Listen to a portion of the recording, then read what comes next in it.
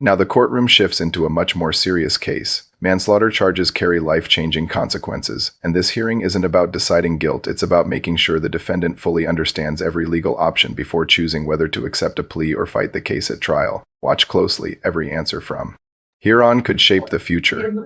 Mr. Kelly, are you ready to announce on Dalton Batiste? Yes, yes. Oh, the case.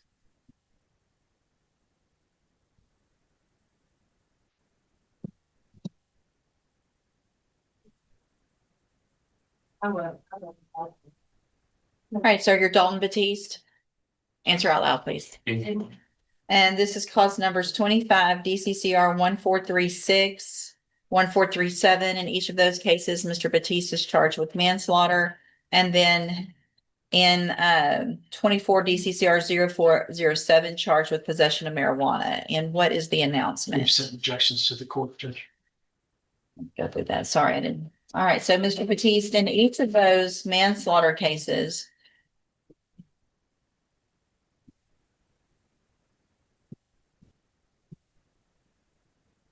the range of punishment if you're found guilty by a jury, that's the state jail. Sorry, I had the wrong one pulled up. 4 seconds, correct? Yes, Judge. Is between 2 years and up to 20 years in prison in each of those cases. And then in that possession of marijuana case, if you're found guilty by a jury, the range of punishment is between 6 months and up to 2 years in a state jail prison. Do you understand? Yeah, yes. And I have here on the tablet some plea bargain rejections that you've signed with Mr. Kelly that shows that the district attorney's office has made offers if you wanted to enter plea of guilty for 10-year term in the manslaughter cases. I don't think we sent a third one, Judge. We didn't. With, I guess, something on that state jail that would run concurrently with that. So it would be 2 10-year sentences, but they would run at the same time. And then whatever you got on the state jail would also run concurrently or at the same time. You have every right to reject those offers and have all of your cases set for trial. I just want to make sure you understand what the possible consequences are if you go to trial and what your options are if you wanted to plead guilty. And do you understand all of that? And do you want to reject those offers and have all of your cases set for trial? That's a huge decision. Turning down a plea deal means betting on what could happen at trial. While everyone has the constitutional right to a jury trial, rejecting an offer also means accepting the possibility of a much harsher sentence if convicted. What would you do? Take the certainty of the deal or risk everything before a jury? Let us know in the comments.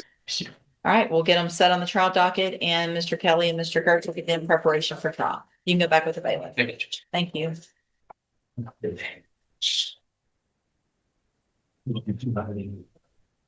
Yep. Those actually, they were prior that it hits that for the first time. Did they? They're in the indictment.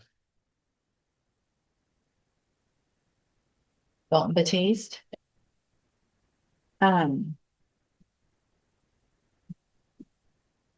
Guess Tom's already gone. They went back to. Would you grab Tom real quick? I'm trying to make sure. Would you send me back one of the rejections? It's in the indictment. Did you go over with him, the enhancement at first? You've gone over that and explained. I think since I didn't do it on the record, I want to make sure that's been done. Okay, perfect. Thank you. No, ma'am, I'm good. Mr. Rojas, you've got, Jamon Adams.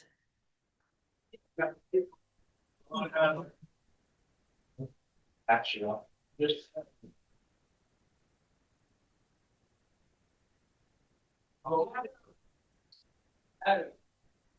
Morning. Yes.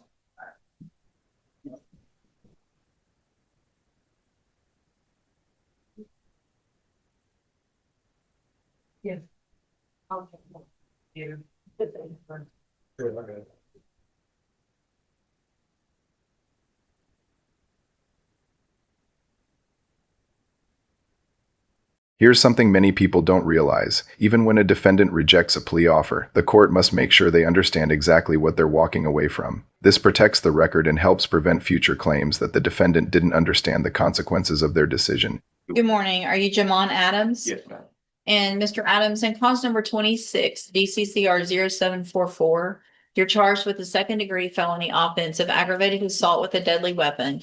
And that's from April 7th of 2026. And what that means is if you go to trial and you're found guilty, the range of punishment is between 2 years and up to 20 years in prison. Do you understand? Yes. And I have here on the tablet a plea bargain rejection that you signed with Mr. Rojas that shows that the district attorney's office has made an offer if you wanted to enter a plea of guilty for a 5-year term in prison. You have every right to reject that offer and have your case set for trial. I just want to make sure you understand what the possible consequences are if you go to trial, and what your options are if you wanted to plead guilty. Do you understand all of that? Yes, ma'am. And do you want to reject that offer and have your case set for trial? Yes, ma'am. All right, we'll get that done. Mr. Adams, Mr. Rojas is your court-appointed attorney at this point, and he's one of the attorneys who handles a lot of cases for me as a court-appointed lawyer. With your permission, I can release him and appoint another attorney today who could begin preparation for trial a little quicker. Is that okay with you? Yes, ma'am. All right, Mr. Rojas, you're released. We'll appoint someone today. They should be out to see you very soon to begin preparation for trial. Okay, All right, you can go back with the bailiff. can I ask you a question? You sure? When it comes to the next lawyer, will I be able to tell you? This is a moment that catches a lot of viewers off guard. The judge isn't refusing to listen out of indifference, it's actually a safeguard for fairness. Judges generally avoid hearing one-sided facts outside the proper legal process because they must remain neutral until evidence is presented in court. What really happened? Because the last time I heard. So you just need to talk to your lawyer about that. Okay, That's who you need to tell everything. And then he'll talk to the district attorney, and that's all kind of between you guys, not necessarily me, okay? yes, ma'am. All right, you can go back to the bailiff. Linton Alexander, Linton Alexander.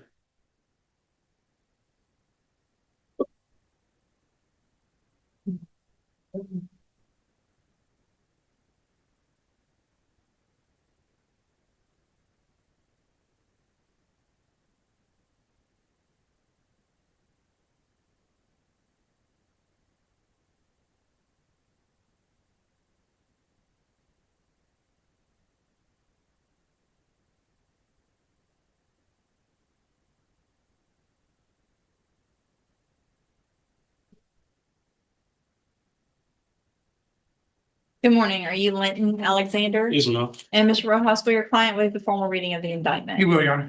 Mr. Alexander, in cause number 26 DCCR 0601, the state has elected to proceed on the lesser offense of a third-degree felony attempted burglary of a habitation from March 12th of 2026. And how do you plead to that charge? Guilty. Are you pleading guilty freely and voluntarily? Yes, ma'am. And are you pleading guilty because you actually did what they charged you with? Yes, ma'am. I have here on the tablet some documents that have your signature on them that the state has marked as exhibit number 1. Before you sign these, did you go over them with Mr. Rojas? Yes, ma'am. And do you fully understand them? Yes, ma'am. And do you understand if I follow the agreement that you've made with the district attorney that you'll be waiving or giving up any right to appeal? Yes, ma'am.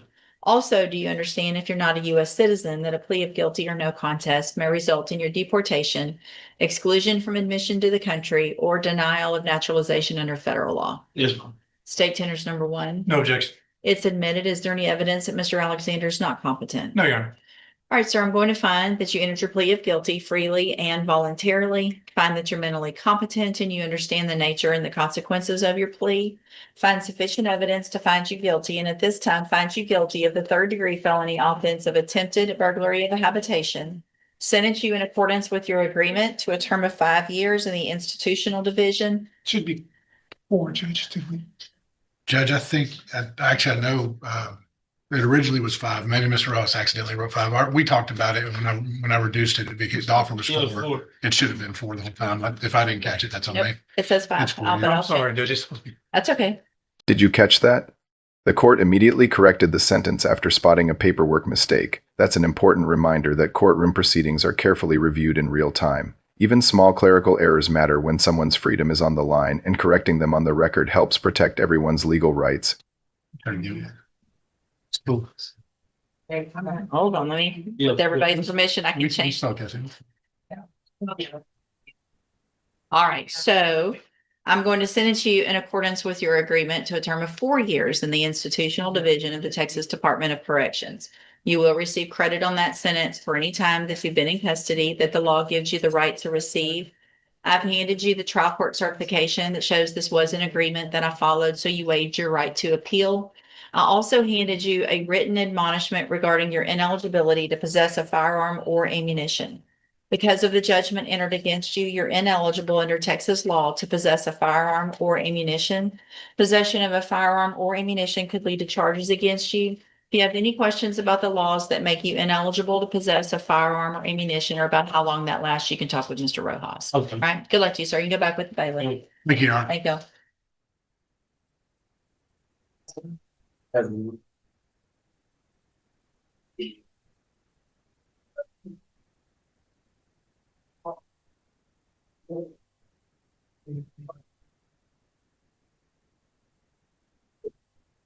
Justice Larzo.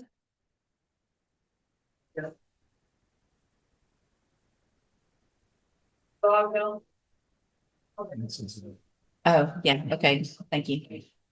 And it's just, we don't have anything done or, yeah, we're just gonna. Good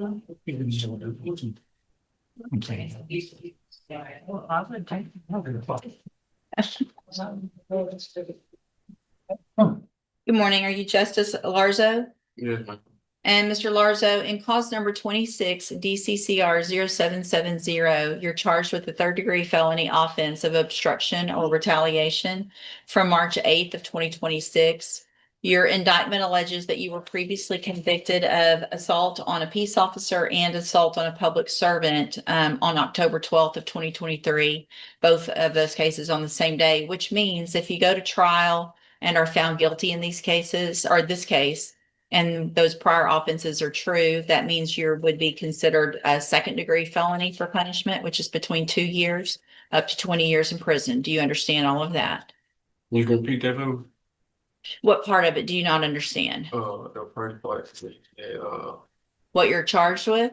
Now we're getting into one of the more complicated areas of criminal law, sentence enhancements. Prior felony convictions don't automatically mean a defendant is guilty of a new offense, but they can dramatically increase the potential punishment if there's a conviction. Notice how the judge slows everything down to make sure the defendant truly understands the legal impact before moving forward. the one way you said. So here's the thing, you're charged with obstruction or retaliation. Correct. The offense date is March 8th of 2026, Correct. and that's a third-degree felony. Correct. The indictment also shows me that you were already convicted of 2 other felonies on the same day. What that means is if those are true, or at least one of them is true, it would enhance your punishment in this case to a second-degree felony, which means if you go to trial, you're found guilty, the range of punishment is between 2 years and up to 20 years instead of 2 to 10. Do you understand? Listen, Sure. what it says is if you convicted, if you catch the case, 2 of the cases at the same time, then that would be consist of the enhancements. If you put both of those charges at the same time, I didn't catch those charges at the same time, even though I was convicted at the same time because they ran the CC. Here's the thing, it only matters on one of them, right? Because the fact that they were run CC is what makes this enhanced by 1 instead of turning it into a habitual. So I'm only counting it like it's 1, right? So let's just assume you have 1 prior conviction. It doesn't matter if you have 1 or 2 or 14 from the same day, the same conviction day. It only will enhance this 1 level, which means from a third degree to a second degree, just like I said. Make sense? Okay, so I'm sorry to interrupt, Sure. if I may. Yes. For the benefit of the defendant, I've tendered that pen pack to Mr. Rojas. The convictions are on the same day, but for the actual same type of offense. And in this instance, he threatened to murder a police officer, which is why the offer is what it is. And for his benefit, I also tend to introduce a punishment where available by the rules of evidence, the misdemeanor and juvenile contacts with the law that he has had as well. all right, thank you, Ms. Malfino. So you've had an opportunity to visit with Mr. Rojas about your case. And Mr. Rojas, do y'all have an announcement? Judge, I was speaking with Mr. Larzo yesterday. I think his intention is to come here this morning and ask for a new lawyer. I explained to him the way to get a new lawyer is to reject the offer and set it for trial, because I think that was originally his intention. He, however, didn't want to sign any paperwork with me. Because I haven't got an offer, you haven't gave me an offer. You said 5-year cap. I don't know what that is. All I know, that's not offer. If you offer me 5 years TDC or you offer me 5 years probation, you didn't say which one. So when I get an offer, I'll let you know. I don't know what the offer is. Sounds like the offer was a 5-year cap. Is that correct, That's the Mr. offer. Rojas? And I'm sure Mr. Rojas explained to you what a cap is. Yeah, he just said I can't get more than 5 years. Right. Okay, so what is the offer? How many years? 5 years TDC? So it's up to me. So if you sign for a cap, and I'm sure Mr. Rojas explained this to you, it's a way for you to try to come to me and say, give me less than 5. I could give you 5, 4, 3, 2, or I could consider probation. It would all depend on the information that I received at a sentencing hearing. But if I follow the agreement, I couldn't give you more than 5. So it's something where it's not for sure you have an opportunity to ask for something within that range. Does I'm that, trying to tell me this today. what? I would like to take care of this today. Well, talk to your attorney and listen to what he has to say. And if y'all want to take care of it today, then there's some paperwork that you have to go over with and sign, and then we'll go forward. All right? You can go back with the bailiff.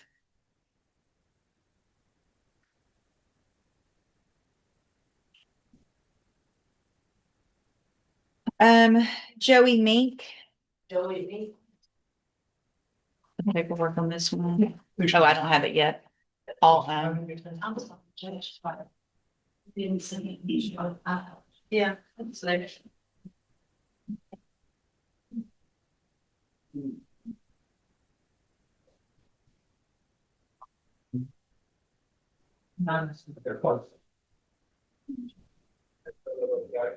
Not for your sake. good morning. Are you Joey Mink? Yes, ma'am. And Mr. Rojas, will your client waive the formal reading of the motion in each case? He will, Your Honor. I'm gonna need, And Judge, I'm going to give you a heads up on this. The motions were, you're going to shake your head if they don't match up or if they've been administratively difficult, for lack of a better. let me get them printed out real quick and we can all be. At one point in time, the probation department only wanted 1 filed, and then the clerk asked why there wasn't 2 filed, brought that to my attention. So I filed the second one. So if there's errors, I apologize in advance.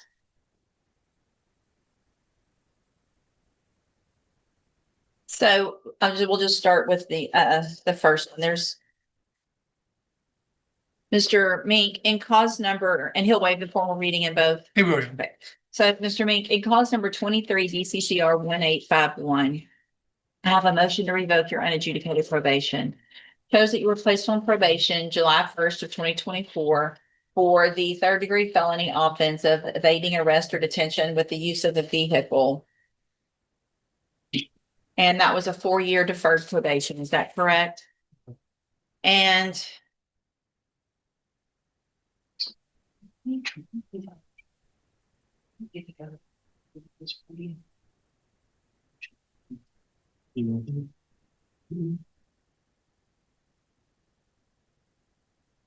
in cause number 24 DCCR 0294, I also have a motion to revoke your unadjudicated probation.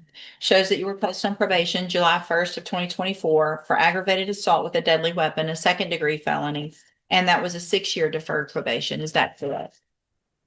Both of these cases allege that you violated your probation. Count 1 in each case alleges that you violated the special amendment requiring you to successfully re-enter the safety program. And is that true or not true? True or not true? And then in cause number 24 DCCR 0294, that motion also alleges in count 2 that you failed to provide verification of performing the community services required. Is that true or not true? True. And count 3 in that case alleges that you're behind in your court assessed fees. Is that true or not true? Did you enter your pleas of true to all of those counts freely and voluntarily? And did you plead true to them because they're actually true? In both of those cases, I have here on the tablet some documents that have your signature on them that the state's marked as exhibit number 1. Before you sign these, did you go over them with Mr. Rojas? Yes, ma'am. Do you fully understand them? Yes, ma'am. And do you understand if I follow the agreements that you've made with the district attorney that you'll be waiving or giving up any right to appeal? State tenders number one in each case. No objection, Your Honor. It's admitted in each case. And is the punishment the same? Yeah. Okay. All right, I'm going to find in each of your cases that you entered your pleas of,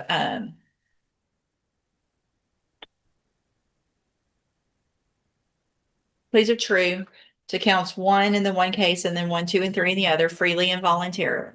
Find all of those counts true. In cause number 23, DCCR 1851, find sufficient evidence to find you guilty, and at this time find you guilty of evading arrest or detention with the use of a motor vehicle. Sentence you in accordance with your agreement to a term of 4 years in the institutional division of the Texas Department of Corrections. You will receive credit on that sentence for any time that you've been in custody that the law gives you the right to receive. And then in cause number 24, DCCR 0294, find counts 1, 2, and 3 true, find sufficient evidence in that case to find you guilty, and at this time find you guilty of aggravated assault with a deadly weapon.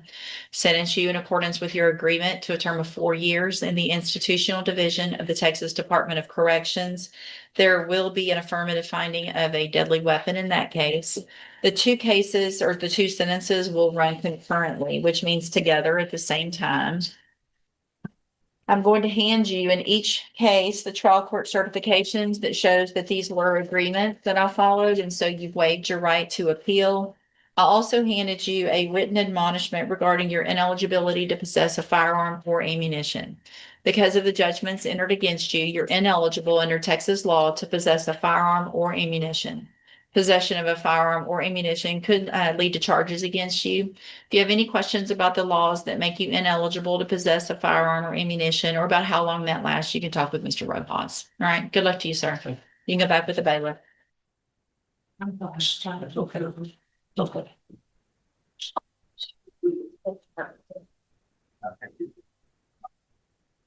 Just that one? Yes. Thank you. Let's see, Kashonda Riley to sentencing.